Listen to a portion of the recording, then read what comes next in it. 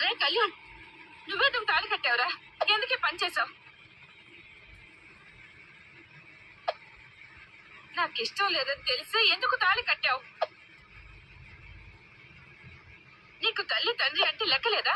మా మాటకు విలువ లేదా? ఎందుకురా ఎంత పని చేసావు? అమ్మా, నేనేం చేశానో నాకు తెలుసు.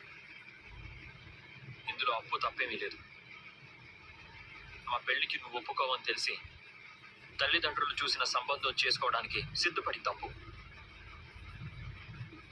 తన జీవితం అంతా బాధ మోయడానికి కూడా వెనకాడలేదు. నీ వల్ల ఎక్కడ మళ్ళీ మాట పడాల్సి వస్తుందోనని కావ్యవతితో సహా ఆ కుటుంబం కూడా నన్ను దూరం పెట్టింది.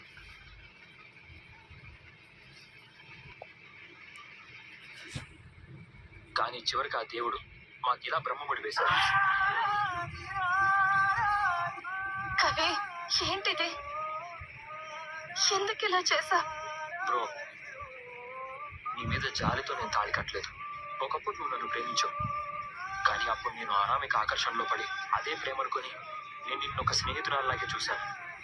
అనామికతో విడిపోయాక కానీ నా మనసు ఏంటో నాకు తెలిసి రాలేదు. అనామిక నాకు ఒక్క క్షణం కూడా జ్ఞాపకం రాలేదు.